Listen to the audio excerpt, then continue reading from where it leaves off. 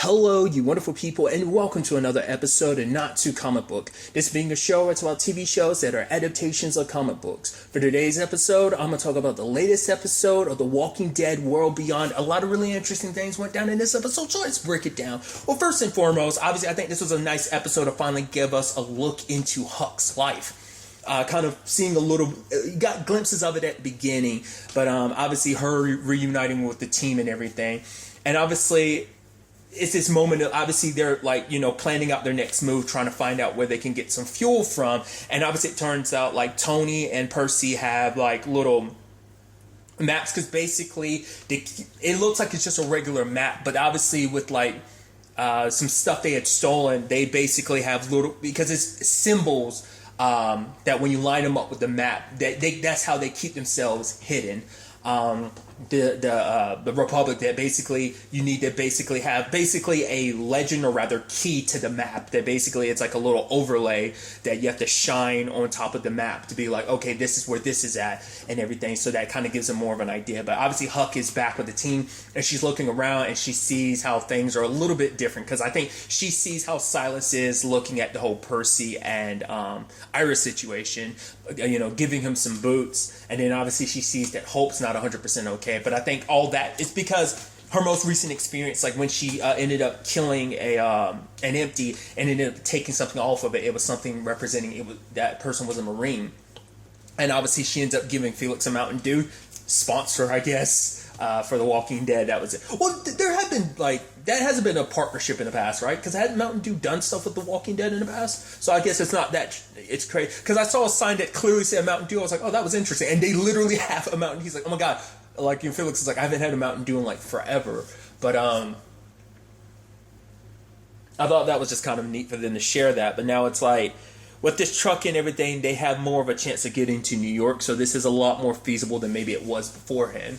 But now, like, Iris ended up taking the map and everything, and, without explaining too much, because she didn't want to, tell anyone, because she didn't want to try and get anyone's hopes up, but she had an idea of, like, how to find their dad, because that is the thing, like, finding Leo would be hard, because it's like, they have no idea, like, yeah, we know he's in New York, but other than that, we don't know what facility he's at, until Iris looks at one, and it has, like, a double helix, a DNA strand, and it's like, oh, okay, so that's most likely where he is, so it gives them a little bit more of a leeway of knowing where exactly they need to go in the grand scheme of things. So I thought that was, that was kind of nice in the long run. And obviously even had that look on Silas' face where he's happy for a moment, but then, like, seeing Iris and Percy happy just kind of made him go sink a little bit, There was this moment where, like, Iris was kind of cold, so Percy was giving her his gloves, and then you have, like, Elton trying to do the same thing, but Hope was like, no, you don't have to, because I think it made her feel even more guilty. It's like, don't be kind to me. I'm the one that murders your mom. You don't know that yet, but I think that's why I think she can't really handle Elton's kindness, because she's got this deep, dark secret, and she's afraid to, she feels like she doesn't deserve, like, him getting all close to her and everything. But obviously, well, let's just kind of finish that out. Obviously, the kids were kind of getting drunk, and obviously Tony was like, they have every right to kind of, because it's like Percy's finally around some kids his own age, and obviously it's the whole conversation about doing whatever you need to survive. And for Tony, he talks about the fact of the matter is, he was kind of, he had his vices and everything, and he was saying that, it wasn't until his sister dropped Percy off that he was like, oh my God, I hit big time. I'm gonna get checks from taking this kid in. I'm gonna get some checks and stuff. But then he's like, it only took a day of Percy being there that he was like, I would do anything for this kid. I would die, I'd do anything to protect this kid. It's like family. It's funny how family does that. It brings that out of you. And Felix is like, yeah. It's funny how family can do that, huh? Which is interesting, because as he was thinking about it, he was looking up towards the kids, because Leo, Hope, and Iris became family for him. Because obviously we know the circumstances with his family, so he's gone a long time not having a family, because, like, his parents turned him away because of him being gay, and people being able to accept. Because he even talked about the fact is that Leo kind of took him in, and so for him, that's why he feels even more indebted, because they were the family he hadn't had in such a long time, a family that wouldn't turn on him because of just who he is. He could just be himself, so he'll do anything he can to protect him, not because out of obligation to Leo, but obligation to the family he cares about, he loves, So I just thought that was kind of an interesting thing, like, because we now have the insight. Because it's interesting because, like, you know, Huck has some memories come up this episode. Obviously, she said it made her think about the good and the bad. But also, there's a whole situation with, you know, obviously Felix, like I said, like, he recently had memories pop up, the good and the bad, mainly the bad. But we got a deeper dive, like I said, deeper dive into Huck's life. Obviously, like, her as a Marine, and, you know, and so I think it's so interesting because that's a side of things we've never really gotten, like a first person point of view to a certain extent of what the military is up to. Like, obviously in the apocalypse situations, you hear a little bit about what the military does. Like, obviously, like The Last of Us hints to, like, you know, what the military did trying to, like, deal with a lot of stuff. Obviously, because, like, in the original Walking Dead, it didn't really come up too much. There's, like, military related people, like, who were kicking it with the governor and stuff like that. But, like, even then, it's like, when the shit hit the fan, you don't really get to... the only exception being Fear the Walking Dead. Like, in the first season, you heavily see how the government, how the military tries to, like, what orders they have and stuff like that. But obviously, this is our first time, like, really kind of getting that point of view from a character who kind of went against that, you know. It was just interesting. Like, because Fear the Walking Dead and this are one of the only two that have really done that. Because by the time Rick woke up, shit had already hit the fan. Like, the world already kind of belonged to the, well, yeah, because he was in a coma for such a long time, so it's like shit had hit the fan, you know, already. So things were kind of already almost done. So there wasn't. I mean, to be fair, it's been a while since I've seen early The Walking Dead, but I'm like, I feel like there wasn't that much of a military presence necessarily. Like I said, with the exception of, like, the governor and stuff like that, because, like, I don't think he was, I can't remember if he was military related. I know, like, he kicked it with people that were military, well, because I know they killed military related people and stole their stuff, if I remember correctly. Like I said, it's been a long time, so do forgive me if I'm being mistaken, but nevertheless, circling back to it, the kids were getting drunk, and it's just kind of like, oh, truth or dare, blah, blah, blah, blah. Like, obviously, it's like, you know, Iris, if you could do anything right now, what would you be? And she wanted, basically, you know, her being the artist that she is, like, she wants to be able to go, what was it, like, somewhere where there's, like, a lot of art. I want to say, was it the Lou? I'm probably misremembering, but it's like, she'd love to go see all the art. She's like, she knows it's impossible, because she's like, who's to say it's even standing there, and if she'd ever get the opportunity to go there, but, you know, you can dream and wish. But obviously, they get more and more drunk, and it's like, okay,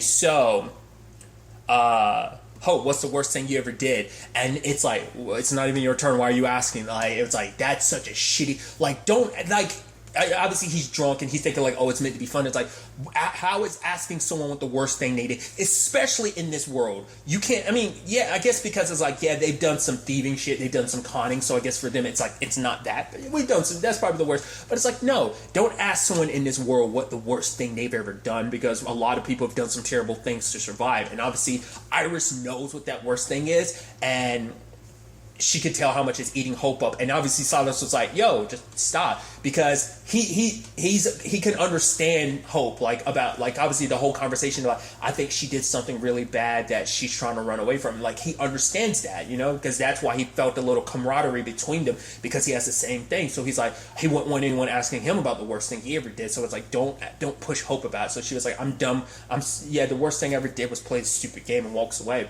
And Elton's like, I'm sorry that things got out of hand, and he, like, hugs her, and she's like, once again, she feels guilty about it. So she's like, Elton, you know, I appreciate you caring about me, but you're drunk, and I just want to be alone right now.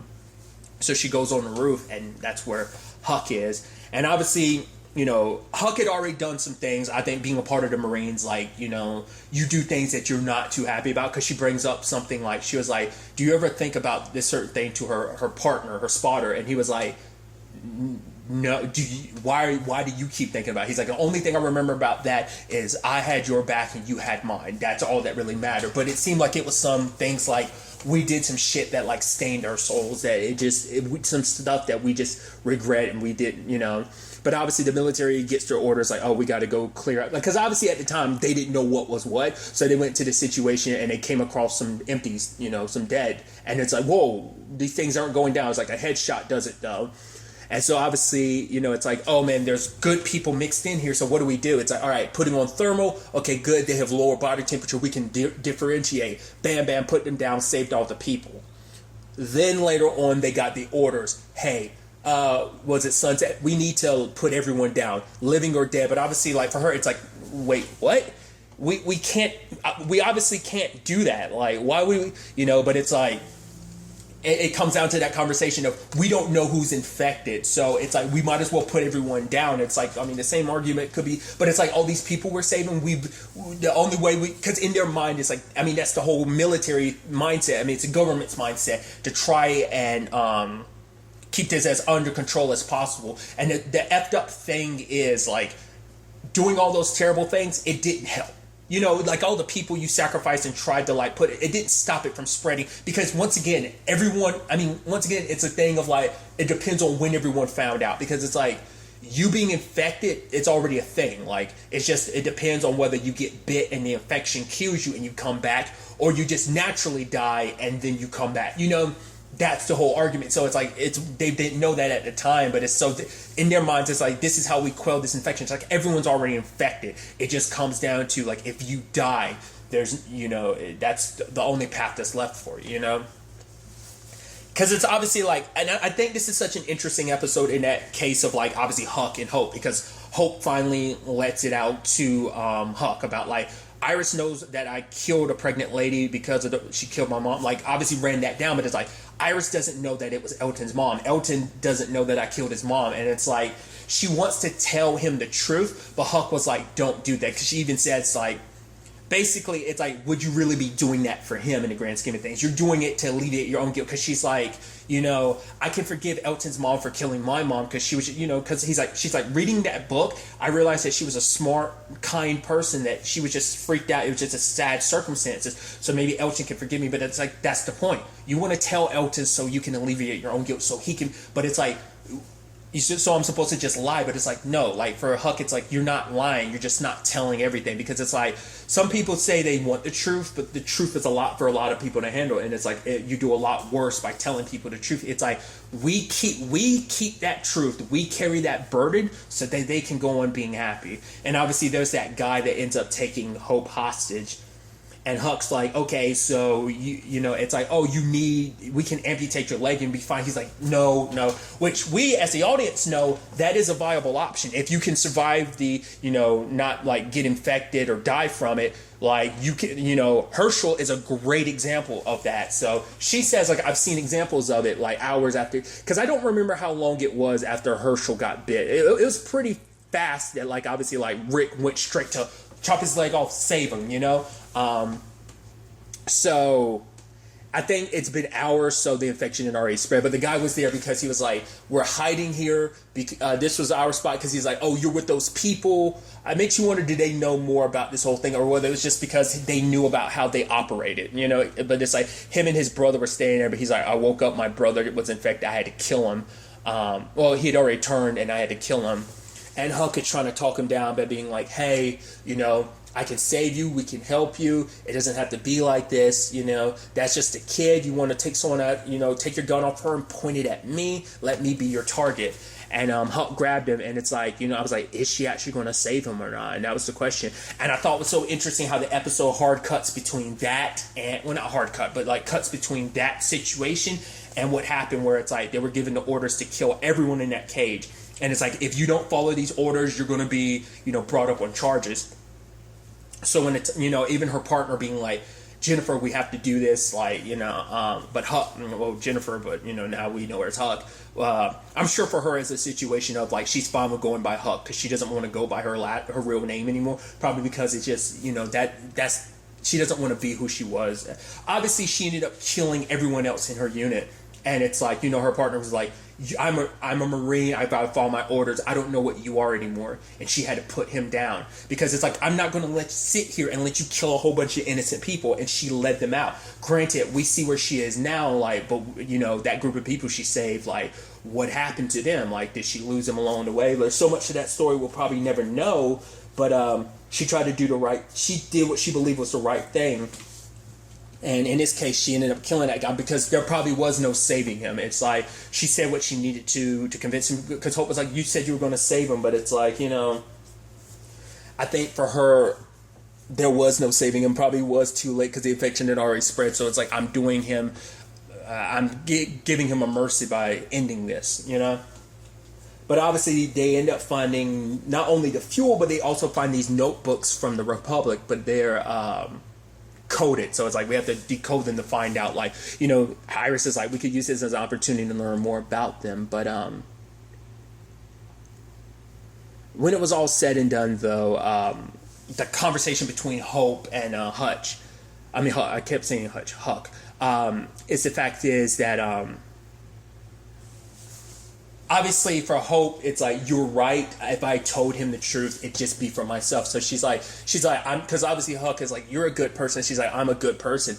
This belonged to his mom. I took this off her. I stole this from her. And she was like, so yeah, it's like, you are a good person because you took that, because you wanted to be reminded of the bad, like carry around a symbol of the bad thing you did, a constant reminder of it. And we find out the scar that Huck has, she has it as a reminder of her friend who had that scar.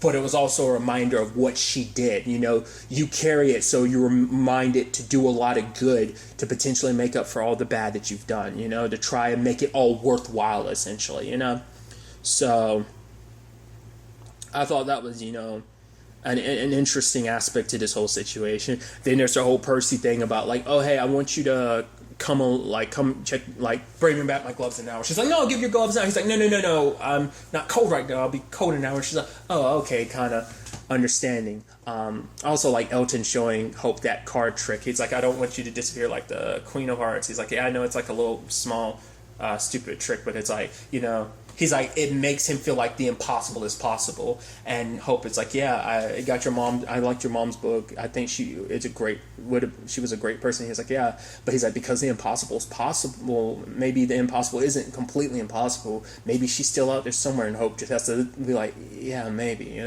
So having to carry that, and once again learning what Huck is carrying, that's it. A lot of people carry a lot of stuff, for those they've lost. The things that they've done, but Iris finds, the little makeshift place that Percy had made for her, and I was like, oh, that's super sweet. He made basically a little art show for her, like, oh, look at all this, like, he cut stuff out of art books and stuff. But then she wakes up trying to find Percy, and she finds Tony with his face caved in, and it's like, wait, that weapon there, that's Silas's weapon. And then we see him nearby, like, obviously Percy's going, so it seems like he's got hurt and he escaped. And then they open a nearby door and see Silas in there, and it's like there's a bottle of alcohol, so like he probably got drunk and that happened. So now the question is, what happened? So multiple possibilities. My immediate thought was Silas killed Tony because he found out what they were going to do. Because what did Tony say? Like, because obviously there was a question of like, what are you guys going to do after you help us get to, where their dad is? It's like, he's like, well, me and Percy will continue doing what we're doing, like, doing what we had to do to survive. And obviously it's like, oh, when it's all said and done, we'll help you find your dad, and then, we'll see where things kind of go from there. My immediate thought, because it's like, oh, what is this? It's like, oh, this is something we could use. It's what what Tony had said to Percy. My immediate thought is Silas found out that Tony and Percy were going, at least Tony was going to screw them over. Like, he was going to use them as a means to an end to get what they need. So it's like, screw you guys over so we can survive. Like, I don't know. Either he immediately, I think he was planning on using this as a bargaining chip, and maybe was going to sell the others out. And that's, granted, they set it up where it's like, oh, Silas was jealous, and we already know, like, he has kind of like anger issues, and that's why he was going to, like, suggesting, they're making it seem like maybe he got drunk, and because he was jealous, it led to all of this. But I think it might be a situation that either Silas was in there drunk, and Percy's the one that did it because he killed his uncle because his uncle wanted to betray them, and Percy didn't want to do that anymore. Maybe, maybe not. Maybe it was Silas who, I don't know. Like, obviously I don't think Silas is a monster that this is going to try to make him out to be. Because I think maybe next episode, I didn't see the preview, but I think maybe next episode we'll get filled in more about Silas's situation, why, like, his family turned against, like, what his circumstances were. So I think this situation is going to, like, obviously we're learning more and more about every character. I think this is going to be our opportunity to learn even more about Silas's circumstances. But it's going to be a thing of probably everyone, because obviously, like, everyone's kind of a little like, oh, they know Silas can kind of lose control. So now it's going to be the question, like, did he do this? I mean, evidence points to him doing it, but why? And Percy got away, but it's like, were there other reasons behind that? You know, there's so much that has to be said about this, like, you know, so I'm very curious to ultimately see where all of this ends up taking us going forward into the next episode. But really, that's all I want to talk about. Until the next time we meet, be happy, be safe, live life to the fullest, and enjoy it. Good day, and goodbye.